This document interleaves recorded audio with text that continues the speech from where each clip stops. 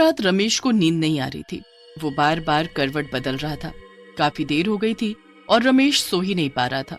रमेश उठता है और चप्पल पहनकर बाहर सैर पर निकल जाता है। अक्सर गांव में लोग 5 बजे ही उठ जाते हैं, पर उस दिन 6 बजे भी सब सो रहे होते हैं। रमेश को ये बात अजीब तो बहुत लगती है और वो इधर उधर देख भी रहा होता है कि शायद उसे कोई दिख जाए, पर उसे कोई भी दिखाई नहीं देता। दूर दूर तक कोहरा जमा होता है। रमेश उस कोहरे में चला जाता है और कुछ देर बाद उसे एक घूंघट वाली औरत दिखती है। ये इस वक्त दुल्हन, वो भी अकेली? जरा चल कर पूछता हूँ कि क्या चक्कर है। रमेश उस दुल्हन के पास जाता है। उसने लंबा सा घूंघट किया होता है। रमेश उसके हाथों की तरफ देखता है। उसके हाथ बेहद ही खूबसूरत होते हैं और चूड़ियों में तो वो और भी ज्यादा खूबसूरत लग रहे होते हैं। रमेश तो उनको देखता ही रह जाता है। उसके बाद वो उससे धीरे से पूछता है, कौन हो आप और यहाँ ऐसे अकेले? मेरा नाम माया है। मैं इस गांव की नहीं हूँ, पास वाले गांव से हूँ। यहाँ मेरी मौसी रहती है, तो बस मैं तो उससे मिलने आई थी। पर इतनी सुबह? सुबह नहीं, अभी तो रात के 2:30 बजे हैं। क्या? पर मैंने तो घड़ी में टाइम देखा था। लगता है घड़ी रुक गई थी। तभी मैं सोचूं कि कोई गांव में अभी तक उठा क्यों नहीं। खैर, तुम इतनी रात को अकेली क्यों घूम रही हो? नहीं नहीं, मैं खुद चली जाऊंगी। तुम्हें तकलीफ उठाने की जरूरत नहीं है। अच्छा ठीक है, पर क्या तुम इस घूंघट को उठा नहीं सकती? मतलब ऐसे ही वो मुझे लगा, मैं इतनी देर से तुमसे बात कर रहा हूँ और तुमको देखा भी नहीं। क्या सच में तुम मेरी शक्ल देखना चाहते हो? ठीक है, फिर ये देखो। माया इतना कहते ही अपना घूंघट ऊपर कर देती है और रमेश उसकी शक्ल देखकर दूर पीछे जाकर गिरता है। उसके सामने कोई खूबसूरत औरत नहीं बल्कि एक भयानक शक्ल वाली चुड़ैल खड़ी होती है। रमेश की तो डर के मारे आवाज ही नहीं निकल रही होती। वो इतना घबरा जाता है कि अपनी जगह से उठ भी नहीं पाता। क्या हुआ? तुम तो मेरी शक्ल देखना चाहते थे ना, तो फिर अब डर क्यों रहे हो? मेरे पास आओ, आओ मेरे पास, फिर तुम्हें मुझसे बिल्कुल डर नहीं लगेगा। नहीं नहीं, मुझे जाने दो, मुझे जाने दो। जो एक बार मेरी शक्ल देख लेता है फिर हमेशा के लिए मेरा हो जाता है। अब तुम कहीं नहीं जा सकते, अब तुम मेरे हो, सिर्फ मेरे। चुड़ैल अपने हाथों से इशारा करते हुए उसे पास बुलाती रहती है। रमेश चुड़ैल की तरफ देखता ही रहता है और धीरे धीरे उसका दिमाग उस चुड़ैल के वश में हो जाता है। चुड़ैल बड़ी खुश होती है और जोर जोर से हंसने लगती है। अब आएगा मजा। वो चुड़ैल वापस अपना घूंघट करती है और तुरंत वहाँ से गायब हो जाती है। रमेश को कुछ होश नहीं होता। वो अपने घर जाकर बस सो जाता है। अब अगली सुबह रमेश की माँ उसे उठाती है। उठ बेटा, आज हमें लड़की देखने जाना है। रमेश उठकर नहा धोकर तैयार हो जाता है। उसके बाद वो लड़की के घर जाते हैं। लड़की सबको बड़ी पसंद होती है, पर रमेश उसकी तरफ देख भी नहीं रहा होता।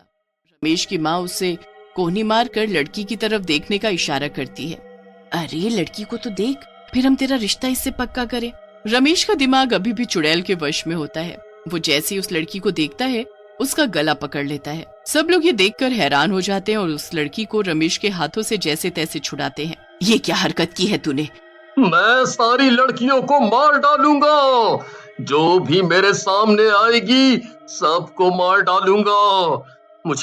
मुझे माया से प्यार है, बस माया से। मुझे माया चाहिए, माया माया माया। ये सब कहते हुए रमेश वहाँ से उठकर चला जाता है। लड़की वाले बहुत गुस्सा होते हैं। रमेश के माता पिता उनसे माफी मांगकर घर वापस आ जाते हैं। घर पर भी रमेश माया की रट लगाए होता है। उसके माँ बाप को समझ ही नहीं आ रहा होता कि आखिर ये माया है कौन। दूसरी तरफ माया घूंघट करके दूसरे शिकार को ढूंढने निकल चुकी होती है। आधी रात में वो घूंघट किए गाँव में घूम रही होती है। फिर उसे बस स्टॉप पर एक लड़का बस से उतरता दिखता है। चुड़ैल उसे देखकर मुस्कुराने लगती है और फिर उसका पीछा करती है। ऐसा क्यों लग रहा है कि कोई तो है मेरे पीछे? मोहित एकदम मुड़ता है तो उसके पीछे वही घूंघट किए चुड़ैल चल रही होती है। मोहित पहले तो घबरा जाता है, पर फिर वो उससे पूछता है कि वो यहाँ क्या कर रही है। चुड़ैल उसे भी एक झूठी कहानी सुनाकर अपनी बातों में फंसा लेती है। मोहित पूरे रास्ते उससे बातें करता जाता है, पर आखिर में वो भी वही गलती कर देता है जो रमेश ने की थी। क्या आप अपना घूंघट ऊपर कर सकती हो? मतलब बस मैं देखना चाहता हूँ कि आखिर जिसकी इतनी मीठी आवाज है उसका चेहरा कितना खूबसूरत होगा। ऐसी बात है तो मैं अभी तुम्हारी ये इच्छा पूरी करती हूँ। मोहित के इतना कहते ही चुड़ैल अपना घूंघट ऊपर करती है और मोहित वहीं जमीन पर गिर जाता है। मोहित अपने आप को उठाकर वहां से भागने लगता है कि चुड़ैल उसे एक हाथ से ऊपर उठा देती है। जो एक बार मेरा घूंघट उठवा देता है वो मेरा हो जाता है। अब तू मेरा है, मेरा।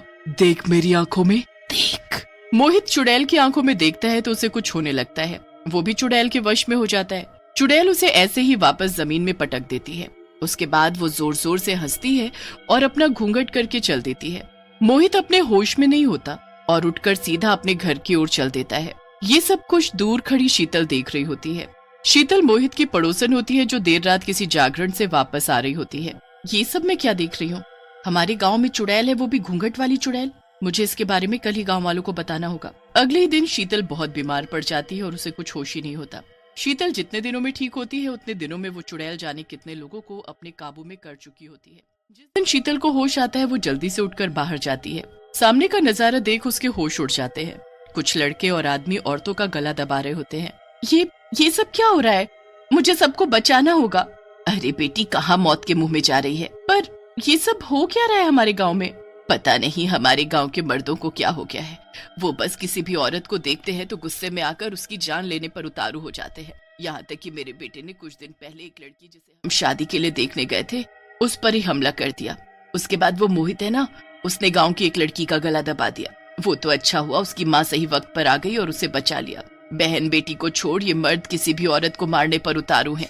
मुझे पता है ये लोग ऐसा क्यों कर रहे हैं। ये सब वो घूंघट वाली चुड़ैल का काम है। मैंने देखा था उस रात खुद अपनी आंखों से। उसने मेरे सामने घूंघट ऊपर किया और उसकी चुड़ैल शक्ल मैं अभी तक नहीं भूल पाई। उसने मेरे सामने मोहित को वश में किया। मैं घर आकर किसी को कुछ बता पाती कि मैं खुद ही ऐसी बीमार पड़ी कि मुझे आज होश आया। पर अब हमें उस घूंघट वाली चुड़ैल को पकड़ना होगा और सब कुछ ठीक करना होगा। तो चलो अभी गांव के पंडित जी के पास। दोनों जल्दी से पंडित जी को उस चुड़ैल के बारे में बताते हैं। क्या उसका इंतजाम करना कोई आसान काम नहीं है। वो चुड़ैल हमेशा की तरह आज रात भी घूंघट में बाहर निकलेगी। बस तुम्हें कैसे भी करके उस औरत के पल्लू का कोना काट कर लाना है। ये तो बहुत मुश्किल काम है। वो चुड़ैल बस गांव के आदमियों के पास ही आती है तो मैं कैसे कर पाऊंगी ये सब?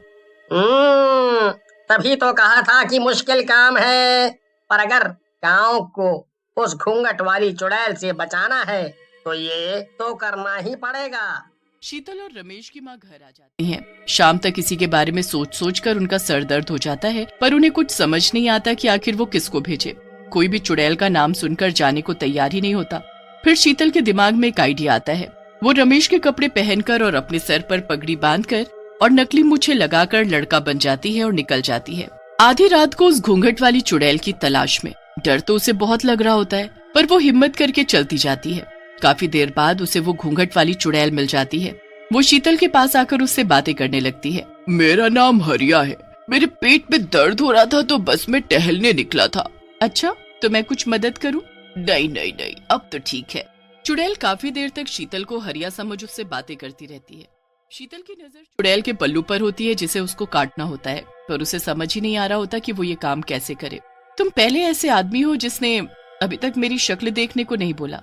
शक्ल में क्या रखा है? मुझे तुम्हारी शक्ल देखने में कोई दिलचस्पी नहीं है।